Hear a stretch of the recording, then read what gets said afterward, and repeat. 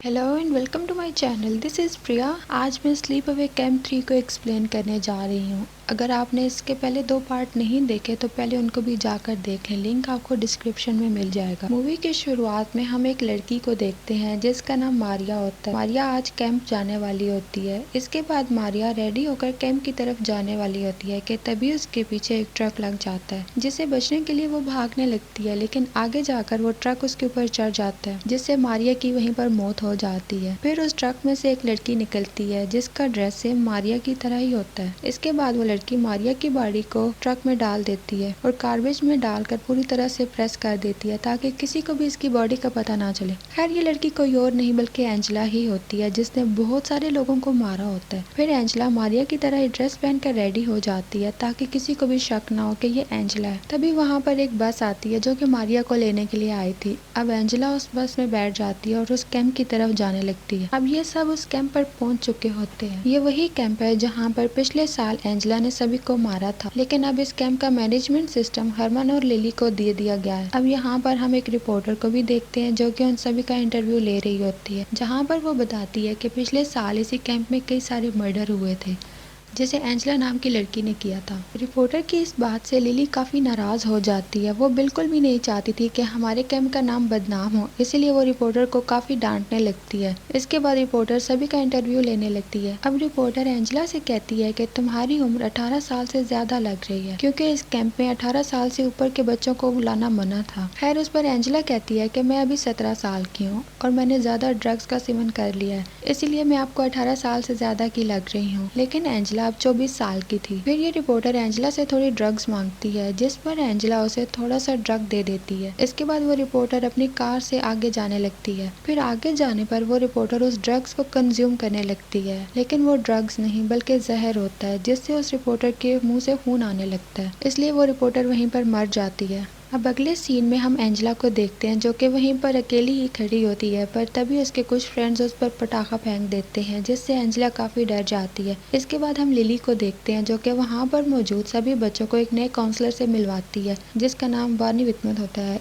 ये सॉन के पिता होते हैं, जिसे एंजेला ने पिछले साल मार दिया था। बार्नी यहाँ पर इसलिए काउंसलर की पोस्ट ज्वाइन करता है क्योंकि पिछले साल एंजेला ने उसके बेटे को मार दिया था और शायद वो इस साल भी यहाँ पर आए, इसीलिए बार्नी उससे बदला लेने के लिए यहाँ पर आया होता है। खैर इन सबको ये नहीं पता था कि एंजेला उनके ही पास है, क्योंकि उन सब ने एंजेला को आज तक नहीं देखा होता है। इसके बाद हम रिफ और टोनी को देखते हैं जो कि आपस में झगड़ा कर रहे होते हैं। तभी बार्नी उन सबको अच्छी तरह से समझा देता है कि वो दोनों अब दोबारा से ऐसी गलती ना करें। इसके बाद सभी अपने अपने कैबिन में चले जाते हैं। अब हम लड़कियों के कैबिन में देखते हैं जहाँ पर सभी अपना कपड़ा चेंज कर रहे होते हैं, पर इन सभी में एंजेला अपना कपड़ा तो चेंज करती है पर अपना ब्रा नहीं उतारती, क्योंकि एंजेला एक लड़का है। सभी लड़कियां एंजेला के ऊपर हंसती हैं और आपस में बातें करने लगती हैं कि एंजेला अजीब तरीके से बिहेव करती है। अब सभी बच्चे बाहर आने लगते हैं कि तभी बाहर बैठा बार्नी उन सब की आईडी चेक करने लगता है। फिर एंजेला अपनी नजर छुपाते हुए वहां से जाने लगती है, लेकिन बार्नी उसका हाथ पकड़ लेता है और उसकी भी आईडी मांग लेता है, जिस पर एंजेला उसे अपनी नकली आईडी दिखाती है, क्योंकि वो आईडी मारिया की थी जिस पर उसकी उम्र 17 साल लिखी हुई थी। इसके बाद लिली उन सभी बच्चों को 3 अलग अलग ग्रुप्स में बांट देती है। इसमें पहला ग्रुप लिली का ही होता है जिसमें एरब, बॉबी, रिफ और सैंडी थे, और दूसरा हरमन ग्रुप था जिसमें पीटर, मारिया यानी एंजेला और स्नो बॉय था, और तीसरा बार्नी ग्रुप था जिसमें मर्सर, टोनी, अनीता और ग्रेग थे।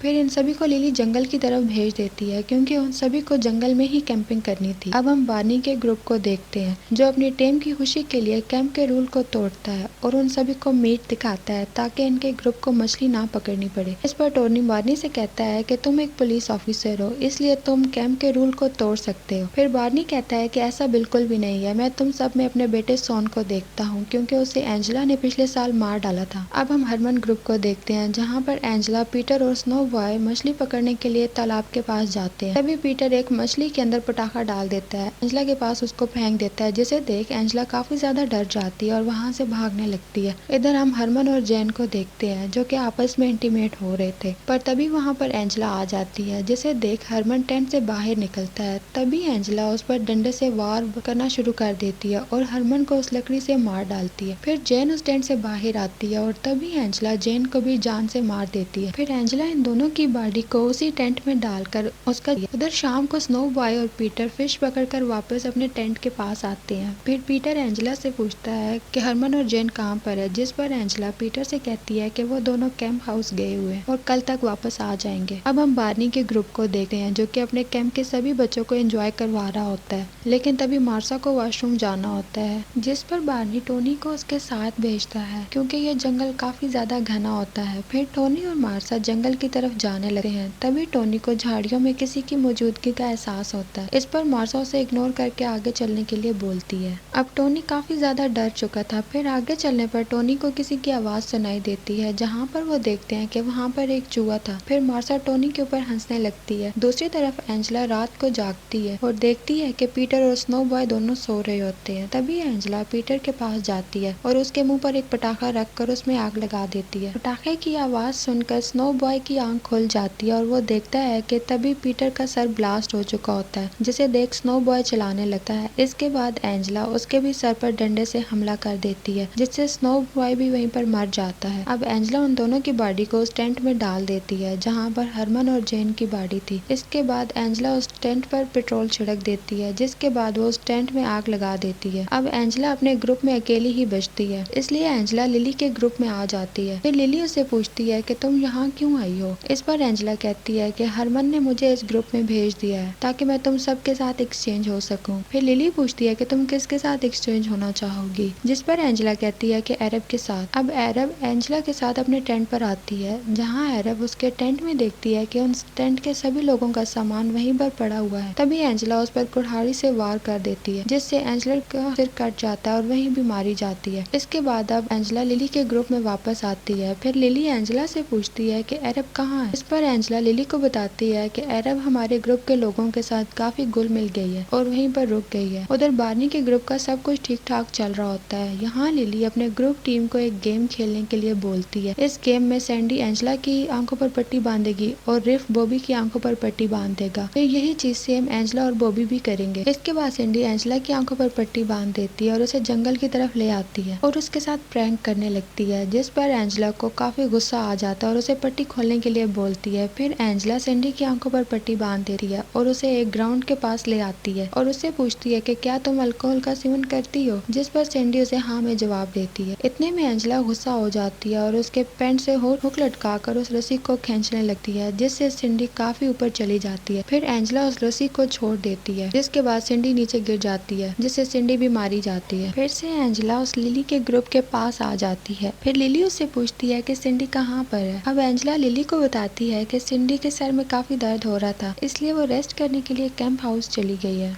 इसके बाद लिली एंजेला को फिर से एक गेम खेलने के लिए कहती है, जिसके बाद लिली एंजेला और बॉबी का पैर एक रस्सी से बांध देती है और उन दोनों को मछली पकड़ने के लिए भेज देती है। अब बॉबी और एंजेला लेक के पास आ जाते हैं, जहाँ पर बॉबी एंजेला से कहता है कि मैं तुमसे बहुत ज्यादा प्यार करती हूँ, क्या तुम भी मुझे पसंद करती हो, जिस पर एंजेला उसे कहती है कि हाँ। तभी बॉबी एंजेला को किस करने के लिए उसके ऊपर झपट पड़ता है, जिस पर एंजेला उसे डांटने लगती है। फिर ये दोनों फिशिंग करके लिली के पास आ जाते हैं और एंजेला रिफ के पास टेंट में जाती है और उसे मछली को साफ करने के लिए बोलती है, जिस पर रिफ उसे गन दिखाता है, जिसे देख एंजेला वहाँ से बाहर निकल आती है। इधर टोनी और मार्सा गेम खेल रहे होते हैं। तभी टोनी और मार्सा एक शांत जगह पर बैठ जाते हैं, जहाँ पर ये दोनों आपस में दिल की बातें शेयर करने लगते हैं। इसके बाद ये दोनों इंटीमेट भी होते हैं। उधर रिफ और बॉबी मछली खा रहे होते हैं। अब एंजेला लिली की आंख पर पट्टी बांध देती है और उसे जंगल की तरफ ले जाती है। तभी आगे जाने पर एंजेला लिली को एक गड्ढे में धकेल देती है। इसके बाद वो उसके ऊपर मिट्टी फेंक देती है, जिससे लिली उस मिट्टी से पूरी तरह से ढक चुकी होती है, सिर्फ उसका सिर दिखाई दे रहा होता है। तभी एंजेला एक ग्रास कटर से उसका सर काट देती है, जिससे अब लिली भी मारी जाती है। इसके बाद अब एंजेला अकेली ही बैठी होती है। तभी उसके पास बॉबी आ जाता है। फिर एंजेला बॉबी को पेड़ के साथ बांधने लगी है, जिस पर बॉबी उससे पूछता है कि तुम मुझे पेड़ से क्यों बांध रही हो। इस पर एंजेला उसे कहती है कि मैं तुम्हें किस दूंगी। ये सुनकर बॉबी काफी खुश हो जाता है, पर उसे क्या पता कि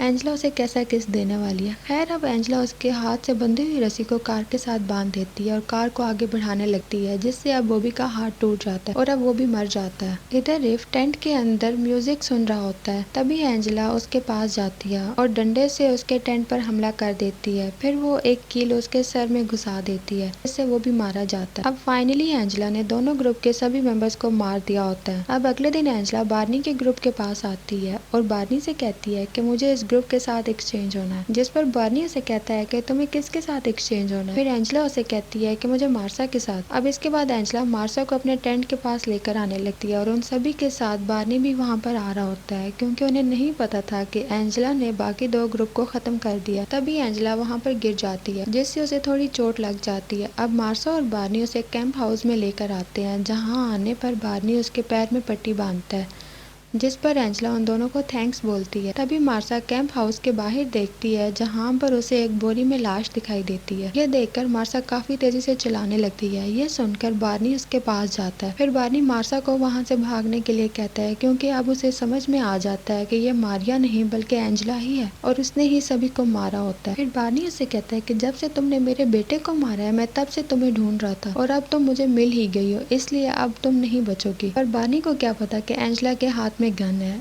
जैसे ही बार्नी एंजेला पर हमला करने लगता है तो तभी एंजेला उसे गोली से मार देती है, जिससे अब बार्नी भी मारा जाता है। इसके बाद अब एंजेला जीप से मार्सा का पीछा करने लगती है और उसे पकड़ भी लेती है। फिर रात हो जाती है। इसके बाद एंजेला बाकी बचे हुए तीनों लोगों से मिलती है और उन तीनों को केबिन के पास लाकर उनके हाथ रस्सी से बांध देती है, जिस पर टोनी पूछता है कि क्या ये सब करना जरूरी है, जिस पर एंजेला उनसे कहती है कि बार्नी ने मुझे ऐसा करने के लिए बोला है। तभी एंजेला वहीं पर एक रस्सी को काटती है, जिससे बार्नी की लाश नीचे लटकने लगती है। ये देखकर वो तीनों तेजी से चिल्लाने लगते हैं और डर भी जाते हैं। फिर एंजेला उन्हें एक टास्क देती है कि तुम तीनों यहाँ पर मौजूद इन तीनों कैबिन में से मार्सा को ढूंढो, तो मैं तुम सबको छोड़ दूंगी। अब इसकी बात सुनकर ये तीनों मार्सा को ढूंढने लगे हैं। तभी मार्सा उन्हें तीसरे कैबिन में मिलती है, लेकिन यहाँ एंजेला ने एक ऐसा जाल बिछाया होता है जिसकी वजह से ग्रेग और अनीता वहीं पर मारी जाती है। फिर एंजेला इनके पास आती है और टोनी को कहती है कि तुमने मार्सा को ढूंढ ही लिया, इसलिए मैं तुम्हें जिंदा छोड़ रही हूँ। ये कहकर एंजेला वहाँ से जाने लगती है, पर तभी मार्सा किसी तरह से अपने हाथ पैर खोलकर बाहर आ जाती है और एंजेला पर हमला कर देती है। फिर मार्सा एंजेला पर कई बार हमला करती है, जिससे अब एंजेला अधमरी हो जाती है। अभी वहाँ पर टोनी आ जाता है, जो कि मार्सा को एंजेला से दूर हटा लेता है और पुलिस को इन्फॉर्म कर देता है। अब वहाँ पर पुलिस आ जाती है और एंजेला को एम्बुलेंस में बिठा दिया जाता है। तभी डॉक्टर पुलिस वाले से कहता है कि एंजेला अभी जिंदा है, जिस पर यह पुलिस वाला एंजेला को जान से मारने के लिए कहता है। ये दोनों आपस में बात कर ही रहे होते हैं कि तभी एंजेला एक इंजेक्शन की मदद से डॉक्टर और पुलिस दोनों को जान से मार देती है। और इसी के साथ ये मूवी यहीं पर खत्म हो जाती है। Thanks for watching.